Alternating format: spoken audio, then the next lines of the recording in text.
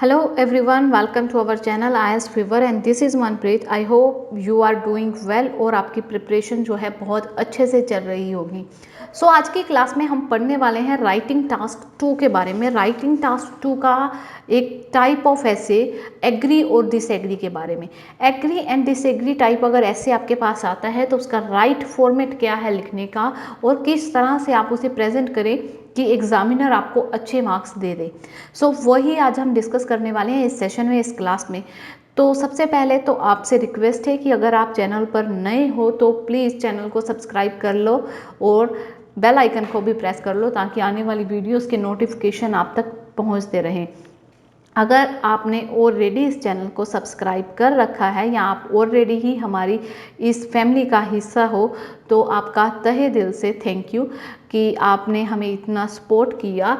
आपसे भी एक रिक्वेस्ट है कि आप जब वीडियो पूरी देख लेते हो, अगर आपको वीडियो का कंटेंट अच्छा लगता है, इंफॉर्मेटिव लगता है, तो प्लीज़ अपना फीडबैक जो है कमेंट सेक्शन में ज़रूर दिया करो और इसके साथ साथ आप लाइक बटन जो है वो भी प्रेस कर दिया करो और शेयर कर दिया करो इस वीडियो को ज़्यादा से ज़्यादा अपने फ्रेंड सर्कल में और अपने कंपेनियंस के साथ, ताकि उनकी भी कुछ हेल्प हो सके। चलिए विदाउट वेस्टिंग योर टाइम हम स्टार्ट करते हैं आज की वीडियो। आज हम पढ़ने वाले हैं एग्री एंड डिसएग्री ऐसे के बारे में। सबसे पहले इसका फॉर्मेट देख लेते हैं। फॉर्मेट वही बाकी एसेस की तरह सेम होगा कि इंट्रो है, फिर बॉडी पैरा 1 है, फिर बॉडी पैरा 2 है, उसके बाद कंक्लूजन है। बट कुछ ऐसी फ्रेजेस हैं जो आप एग्री एंड डिसएग्री ऐसे में यूज़ कर सकते हैं during your when you write as intro, और जब आप इंट्रो लिख रहे हो, जब आप पार्ट 1 बीपी पार्ट 1 लिख रहे हो, जब आप बीपी पैरा 2 लिख रहे हो या कंक्लूजन लिख रहे हो, कौन सी ऐसी फ्रेजेस है जो आप ऐड ऑन कर सकते हो।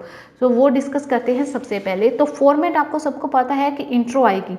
इंट्रो आपको पता है अच्छे से, अगर नहीं पता तो मैं बता दूं कि सबसे पहले आपको एक बैकग्राउंड स्टेटमेंट जिसे हम जर्नल फैक्ट्स कहते हैं वो देनी होती है। उसके बाद आपको अपनी स्टेटमेंट को पैराफ्रेज करना है। उसके बाद आपको देनी है थीसिस स्टेटमेंट। थीसिस स्टेटमेंट जो होती है वो डायरेक्ट आंसर होता है आपके क्वेश्चन का जो आपसे पूछा जाता है। अगर आपको एडवांटेज एंड डिसएडवांटेज पूछी है तो उसका डायरेक्ट आंसर जो बनेगा वो देना है। अगर आपको एग्री एंड डिसएग्री पूछा है तो उसका डायरेक्ट आंसर, यानी कि आप हाँ में हो, उसके फेवर में हो या नहीं हो फेवर में, तो वो चीज़ आपको डायरेक्ट वो थीसिस स्टेटमेंट में लास्ट लाइन में मेंशन करनी है। जर्नल फैक्ट के लिए आप कौन सी फ्रेजेस जो हैं वो यूज़ कर सकते हैं, वो इस तरह है। It goes without saying that, it is refutable that, और उसके बाद आपको करना है पैराफ्रेज, देन आपको देना है थीसिस स्टेटमेंट। थीसिस स्टेटमेंट आपका डायरेक्ट आंसर होगा। वो किस तरह से होगा कि अगर आप एग्री में हो तो आप लिखोगे I completely agree with this statement, I would like to explain it at come. या फिर आप डिसएग्री में हो तो आप लिखोगे I completely disagree with this statement. और इसकी जगह आप ये फ्रेज भी यूज़ कर सकते हो, I endorse the statement wholeheartedly, यानी कि मैं पूरी तरह से इस स्टेटमेंट के फेवर में हूँ। And I have a solid ground to defend, like to explain it at the length in the paragraph to come. और मैं इसे डिफाइन करूँगा, मेरे पास सॉलिड ग्राउंड है डिफेंड करने के लिए, मतलब मेरे पास अपने आइडियाज़ रखने के लिए एक प्रूफ है जो मैं आने वाले पैराग्राफ में बताने वाला हूँ या बताने वाली हूँ। या अगर आप कुछ हद तक सहमत हो स्टेटमेंट से तो आप इस तरह भी लिख सकते हो, I endorse the statement to an extent और सम एक्सटेंट और अ लार्ज एक्सटेंट। ठीक है। इसके अलावा आप सिंपली ये ना लिखते हुए कि आई एग्री और डिसएग्री, आप सिंपली ऐसे भी लिख सकते हो, आई टेंट और I am inclined to think in the opposite direction, I would like the paragraphs to come. यानी कि मैं बिल्कुल अपोजिट डायरेक्शन में सोच रहा हूँ, जो स्टेटमेंट है उसके बिल्कुल अपोजिट सोच रहा हूँ। बॉडी पैरा 1 में आप किस तरह से फ्रेजेस यूज़ कर सकते हो, to begin, what is more, और फॉर एग्जाम्पल, फॉर इलस्ट्रेट। और इसके बाद पैरा 2 में आप फर्दर मोर, मोर ओवर। ठीक है। अगर जब आप लास्ट पॉइंट अपना देने वाले हो तब आप यूज़ कर सकते हो last but not the least. Conclusion में आप लिख सकते हो phrases. In the end, it can be concluded that, or simply in conclusion, I would like to believe that, in conclusion, I am of the opinion that, to put in nutshell, I pen down saying that. So एक बात यहाँ पे clear कर दूँ कि conclusion जो है वो क्या होता है, कंक्लूडिंग स्टेटमेंट होती है, यानी कि आपने जो BP1 और BP2 में लिखा है उसको कंक्लूड करके आपको एक स्टेटमेंट लिखनी है। उसके बाद जो आपका ओपिनियन है, यानी कि आप क्या सोचते हो उस बारे में, जो आपका ओपिनियन है वो आपको देना है प्लस। ठीक है, तो इस तरह से फॉर्मेट होता है इसका। हम डिस्कस करते हैं अब इसका सिंपल आंसर। सबसे पहले क्वेश्चन देख लेते हैं। Although nowadays people are reading news through internet, कहते हैं कि हालांकि आजकल जो है लोग न्यूज़ पढ़ते हैं, कहाँ पर, इंटरनेट पे। Newspaper still remain of value, but newspaper जो है उनकी अभी भी वैल्यू है। डू यू एग्री और डिसएग्री? क्वेश्चन तो सबको ऑलमोस्ट क्लियर होगा। तो आपको सबसे पहले एक बैकग्राउंड स्टेटमेंट देनी है। वो बैकग्राउंड स्टेटमेंट किसी पे भी हो सकती है। आप रीडिंग न्यूज़ पे बना सकते हो, वो आप किस पे बना सकते हो, आप रीडिंग न्यूज़ पे बना सकते हो। फर्स्ट ऑफ ऑल आप इंटरनेट पे बना सकते हो, इंटरनेट रीडिंग न्यूज़ पे बना सकते हो, आप न्यूज़पेपर पे बना सकते हो, उसकी वैल्यू पे बना सकते हो। बट आपको एग्जैक्ट नहीं लिखना है, सिर्फ एक बैकग्राउंड, जो कॉमन सी बात होती है ना, जो कॉमन फैक्टर होता है, सिर्फ आपको वही मेंशन करना है। चलिए देखते हैं इसकी इंट्रो। सबसे पहले background statement, it is irrefutable that. अब यहाँ पर मैंने फ्रेज यूज़ की है जो हमने पहले डिस्कस की थी, इट इज़ इररिफ्यूटेबल दैट। अब क्या आगे लिखा है, the rise of internet has brought sea change in the field of information and technology.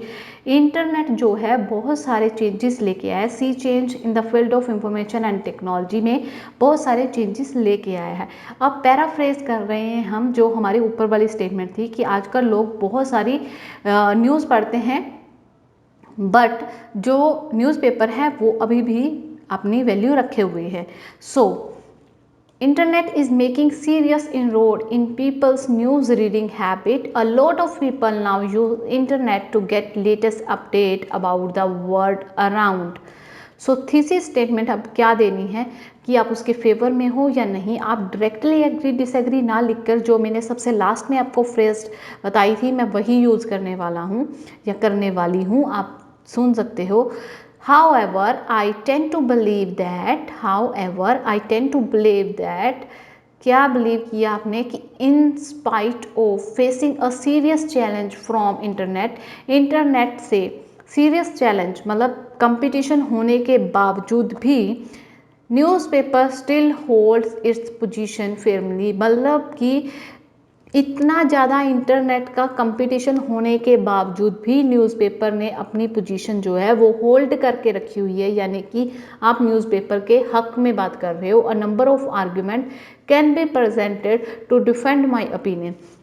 अब आपने देखा कि मैंने यहाँ पर थीसिस स्टेटमेंट में डायरेक्टली नहीं लिखा कि मैं एग्री हूँ या डिसएग्री हूँ, बट फिर भी मैंने अपना पॉइंट ऑफ व्यू बता दिया कि मैं न्यूज़पेपर के हक में बात कर रही हूँ। मैं ये बता रही हूँ कि मैं ये मानती हूँ कि इंटरनेट से सीरियस चैलेंज फेस करने के बावजूद न्यूज़पेपर जो है वो अपनी पोजीशन को होल्ड किए हुए है। अब हमें इससे रिलेटेड स्ट्रॉन्ग आइडियाज़ जो है बॉडी पैरा 1 में देने हैं। बॉडी पैरा 1 कुछ इस तरह से होगा। The first argument in favour of newspaper is it is not required any sophisticated technical equipment to read, यानी कि इसे किसी भी तरह की ज़रूरत नहीं पड़ती टेक्निकल इक्विपमेंट की। This offer the reader a high level of flexibility, high level of flexibility मिलती है।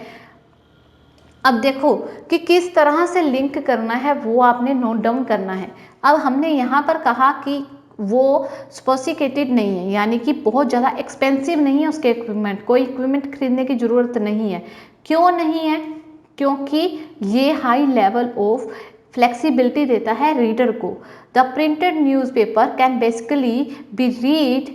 फ्लेक्सिबिलिटी किस तरह मिलती है, किस तरह से फ्लेक्सिबिलिटी मिलती है, अब मैं इस लाइन को लिंक करने वाली हूँ अगली लाइन से। अब ध्यान से देखना, वेट अ मिनट।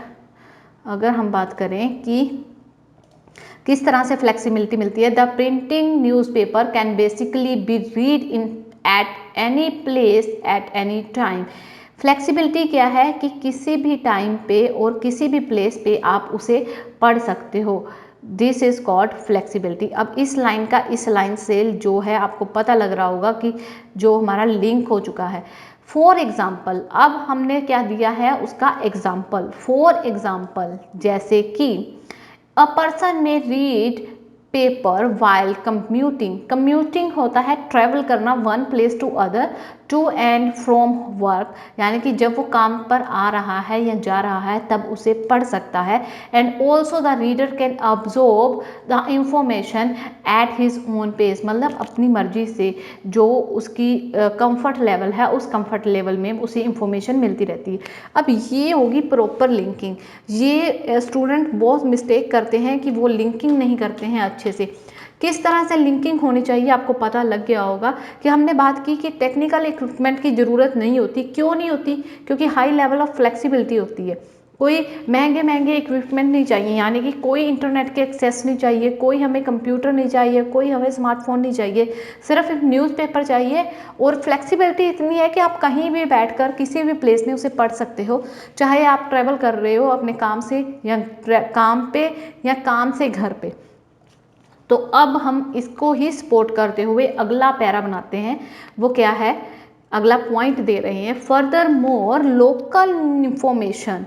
जो हमारी लोकल, इसके अलावा अगर मैं बात करूं तो जो हमारी लोकल इंफॉर्मेशन है, such as local news, movies and entertainment in local area and other events are best accessed through printing newspaper. कहते हैं कि जो हमारे लोकल इंफॉर्मेशन है, जो हमारी, मान लो कि जिस तरह से मैं मोगा शहर में रह रही हूँ, तो मोगा की जो लोकल न्यूज़ होगी, जो लोकल एरिया के इंटरटेनमेंट मूवीज़ लगी होंगी जो मोगा में, या जो कोई स्पोर्ट इवेंट हो रहे हैं, तो उसकी असेसिबिलिटी, उसकी पहुँच कहाँ से होगी मेरे तक? इंटरनेट की बजाय नहीं होगी, इंटरनेट पे कम आएगी, बट वो प्रिंटिंग न्यूज़पेपर में ईच एंड एवरीथिंग पूरी डिटेल में आएगी। इसको अब सपोर्ट कर रहे हैं हम आगे। To add to it, the newspaper also have advertisement for stores having sales. Reader always want to know about things closest to home and no other medium is better than a newspaper in supplying this information. कहते इसके अलावा क्या है कि advertisement का भी एक option रहता है प्रिंटिंग न्यूज़पेपर में। वो कैसे कि रीडर्स को क्यूरियोसिटी होती है जानने की उनके घर के आसपास कि कौन कौन से सेल वगैरह लगी हुई हैं या फिर कौन सी वैकेंसी खाली है उनके घर के आसपास। अब देखिए इंटरनेट पे बहुत, नो डाउट कि बहुत सारी इंफॉर्मेशन मिल जाएंगी आपको, इंटरनेशनल लेवल की भी मिल जाएंगी, पर अगर आपको कोई काम ढूंढना है या आपको कोई शॉपिंग करनी है तो आपके लोकल एरिया में क्या चल रहा है वो आपको प्रिंटिंग न्यूज़पेपर ही प्रोवाइड कर सकता है, इंटरनेट के मुकाबले ज़्यादा इंफॉर्मेशन। सो अब बॉडी पैरा 2, फाइनली हम लास्ट अपना पॉइंट रखने वाले हैं। वो क्या है? अब मैंने यहाँ पर फ्रेज यूज़ की है कनेक्टर फाइनली। अब in many parts of the world people still do not have the access to a computer. मतलब बहुत सारे ऐसे हिस्से हैं दुनिया के जहाँ पर लोगों के पास असेसिबिलिटी नहीं है, यानी कि पहुँच ही नहीं है कंप्यूटर और इंटरनेट कनेक्शन की। As compare to a newspaper which is common as that, मतलब एज कॉमन एज डट मतलब धूल मिट्टी की तरह जितना कॉमन होना, मतलब जैसे मिट्टी बहुत कॉमन है, आम मिल जाती है धूल मिट्टी हर जगह, उसी तरह न्यूज़पेपर भी जो है इतना ज़्यादा कॉमन है कि हर जगह अवेलेबिलिटी है इसकी। So a newspaper can be found almost everywhere. इसको लिंक कर दिया इसके साथ। It is the one of the cheapest source of information, सबसे चीपेस्ट सोर्स है ये इंफॉर्मेशन का। थस इसलिए available to all and sundry, मतलब हर जगह पर हर प्लेस पे ये मिल जाता है ईजिली।